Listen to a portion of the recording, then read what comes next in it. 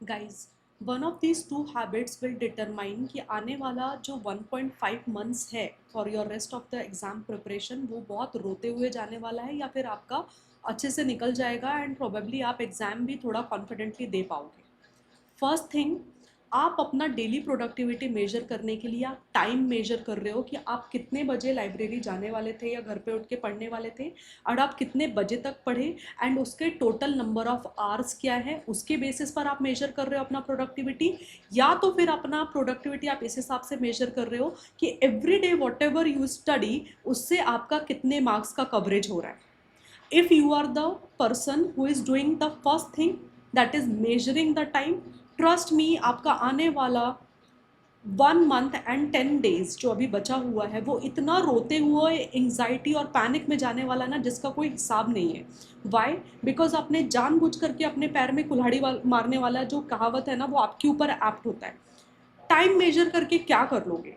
आप 3 घंटे एग्जाम में बैठने के मार्क्स देने वाली है इंस्टीट्यूट आपको कि आप आओ 3 घंटे बैठो and because you are sitting over there तो आप चलो आपने 3 घंटे कवर कर लिए, you will get marks and you will clear the exam. और वो 3 घंटे में बैठ करके आप अपना प्रेजेंटेशन इस तरह से करो जिससे आप मार्क्स सिक्योर कर सको। You answer your self and you will find the way जिसकी वजह से आप बहुत सारा जो एंग्जाइटी आपको हो रहा है या होने वाला है उससे खुद को रोक सकते हो। आई एम टेलिंग, यही 2 मिस्टेक करेंगे बच्चे ये बचे हुए दिनों में कि every day they will count कि ओ माई गॉड मेरा तो टारगेट 12 आवर्स पढ़ने का था, आई स्टडीड ओनली 7 और 8 आवर्स, तो चलो अब मैं अपने आप को ही अब मैं रिग्रेट मोड में जाती हूँ, अब मैं डिप्रेशन मोड में जाने वाला हूँ या जाने वाली हूँ। एंड देन यू रिमेनिंग आने वाले अपकमिंग डेज में भी आप एवरी डे यही करने वाले हो। अगर आप ऐसे कर रहे हो ना तो my humble request, please stop right now. Time हमेशा एंग्जाइटी फील करता है। एवरी टाइम अपने आप को आप टारगेट देते हो ना कि कुछ भी ऐसा जो बहुत ही कॉम्पिटेटिव है, हार्ड टू अचीव है, अगर आप उसमें टाइमलाइन लगा देते हो ना कि 2 साल में मुझे कवर करना है, 1 महीने में कवर करना है, लाइक और if you want to cover in 6 months, और अगर वो अचीव नहीं होता है ना तो you start hating yourself and you start hating the process. अरे ऐसे कैसे हो सकता है यार? Once you get this degree, next 30-40 years अगर आपके लाइफ में अच्छे होने वाले हैं तो हाउ कैन यू मेजर और how can you just criticise yourself based on the performance that you did? ये जो टाइम गिन गिन करके आपने निकाले इन 6 मंथ्स और 1 year, this is such a wrong way of measuring your productivity. I am telling this to you. आप measure करना चलो करो मार्क्स के बेसिस पे कि नेक्स्ट 3 आवर्स में मैंने जो पढ़ा है इससे एग्जाम में क्या कंपलसरी क्वेश्चन आता है इस टॉपिक से, और अगर आता है तो चलो वो 4 मार्क्स 5 मार्क्स मेरे पॉकेट में आ गए। And every day you start accumulating marks.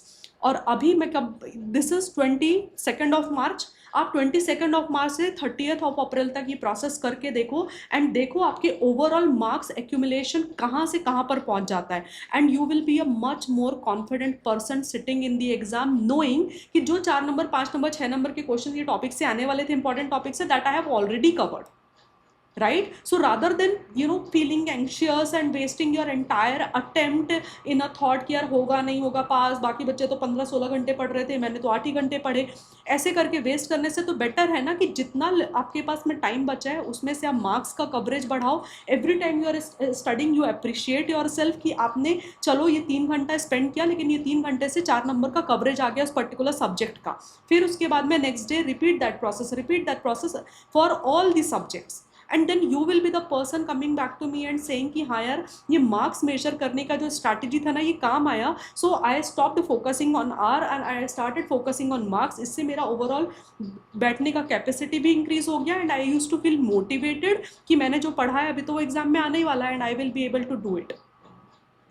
I guarantee you will be seeing that change and आप मुझे खुद आकर के बोलोगे। ये मैंने बहुत सारे बच्चों को पहले भी अटेम्प्ट्स में करने के लिए बोला है, उन्होंने किया है and I am still alerting क्योंकि बहुत सारे बच्चे इस मेथड से अवेयर नहीं होते हैं। They keep on measuring time, they keep on measuring and just because वो 12 घंटे 16 घंटे बैठ नहीं पा रहे हैं तो they criticize so much about themselves कि भाई खुद के मन में आपके नेगेटिव ब्लॉकेज क्रिएट हो गए ना।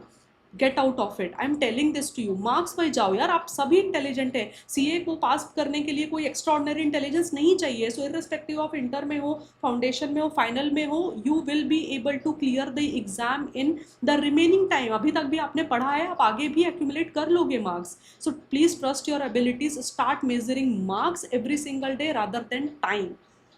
It will save you, trust me on this part. All right? Do apply this and let me know if that worked for you.